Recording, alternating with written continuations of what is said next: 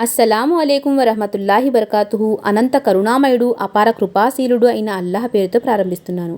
గత కొన్నాళ్లుగా మనం హజరత్ ఖదీజా రజియల్లాహు గారి జీవిత చరిత్రను తెలుసుకుంటూ వస్తున్నాం. అందులో భాగంగా ఈరోజు ఖదీజా రజియల్లాహు గారి స్థిత ప్రజ్ఞత గురించి తెలుసుకుందాం. గతంలో మనం హీరా గుహలో దైవప్రవక్త సల్లల్లాహు అలైహి వసల్లం గారు ఉన్నప్పుడు జిబ్రైల్ దూత వచ్చి ఆయన పైన వహీ అవతరణ జరిగింది అని చెప్పుకోవడం జరిగింది. ఇప్పుడు దైవప్రవక్త సల్లల్లాహు అలైహి వసల్లం గారు ఇంటికి వచ్చినప్పుడు ఖదీజా రజియల్లాహు గారు ఆయనను సాదరంగా ఆహ్వానించారు. దైవప్రవక్త సల్లల్లాహు అలైహి వసల్లం గారు వణికిపోతున్నారు. అందుకు ఆయన ఖదీజా రజియల్లాహు గారిని తనపైన కంబళి కప్పమని అన్నారు. ఆమె ఆయన పైన కంబళిని కప్పారు. కాస్త కుదుట పడ్డాక ఆయన జరిగినదంతా వివరించి ఆందోళన వ్యక్తం చేశారు. మొత్తం సంఘటనను చెప్పి తన ప్రాణానికి హాని కలుగుతుందేమో అని భయపడుతున్నాను అని అన్నారు.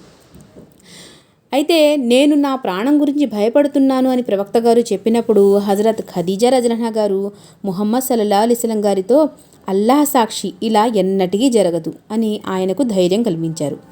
ఆమె ఇలా అంటున్నారు, అల్లాహ్ మిమ్మల్ని ఎన్నడూ అవమానపరచడు. ఇక ఆమె చెప్తున్నది ఏంటంటే ముహమ్మద్ సల్లల్లాహు అలైహి వసల్లం గారి ఉన్నత లక్షణాలను, ఆయన వ్యక్తిత్వాన్ని, ఆయన ఏ రకంగా అయితే పేదవారిని ఆదరించారో, బలహీనులని ఆదుకున్నారో, అతిథులకు మర్యాద చేశారో ఇవన్నీ గుర్తు చేశారు. ఆయన ఉన్నత గుణగణాలని ఆమె గుర్తు చేయడం జరిగింది. ఆమె మాటలు వివేకంతో నిండి ఉన్నాయి.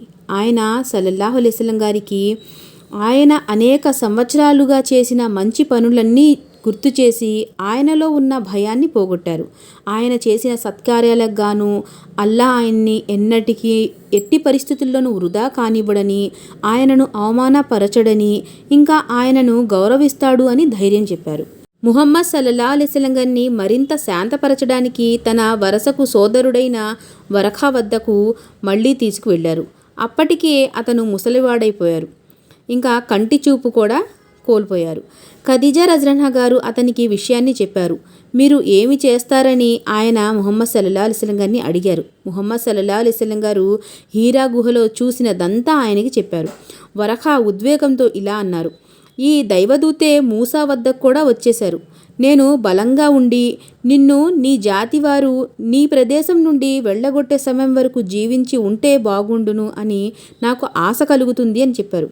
ముహమ్మద్ సల్లల్లాహు అలైహి వసల్లం గారు ఆశ్చర్యంతో, నా వారు నన్ను వెళ్ళగొడతారా అని అన్నారు. దానికి అతను, అవును, మీకంటే ముందు ఇలాంటి సందేశాన్ని అంటే దైవవాణిని తీసుకువచ్చిన వారందరూ అనేక ఇబ్బందులు ఇంకా కష్టాలు కూడా పడ్డారు. ఒకవేళ మీరు ప్రవక్తగా నియమించబడి ఉన్నప్పుడు నేను గనక బతికి ఉంటే మీ వెంట ఉంటాను, ఇంకా మీకు సహాయపడతాను అని ఆయన అన్నారు. ఈ సంభాషణ జరిగినప్పుడు హజరత్ ఖదీజా రజియల్లాహు గారు అక్కడే ఉన్నారు. ఇంకా రాబోయే కష్టాలను ఎదుర్కోవడానికి తనను తాను సిద్ధం చేసుకోవాలని ఆమె నిర్ణయించుకున్నారు.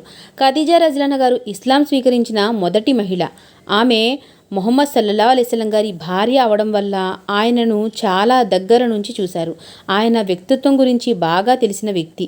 ఆమెకు ఆయన రోజువారీ జీవితంలోని ప్రతి విషయం కూడా తెలుసు. హీరా గుహలో తనపై అవతరించిన వహీ గురించి ముహమ్మద్ సల్లల్లాహు అలైహి వసల్లం గారి మొట్టమొదటిగా ఆమెకే తెలియజేశారు. ఆమె ఆయనను ఓదార్చారు మరియు ఆయన దైవత్వాన్ని విశ్వసించారు. ఇంకా ఆయన గారి 4 కుమార్తెలు కూడా ఇస్లాంను స్వీకరించారు. అయితే అల్లాహ్ సుబ్హానహు వ తఆలా మనందరికీ చెబుతూ వింటూ ఇంకా వీటిపైన ఏదైతే ఇస్లాం బోధిస్తుందో ఇలాంటి విషయాలపైన ఆచరించే సద్బుద్ధిని ప్రసాదించాలని నేను దువా చేస్తూ ముగిస్తున్నాను. అస్సలాము అలైకుం వరహమతుల్లాహి వబరకాతుహు.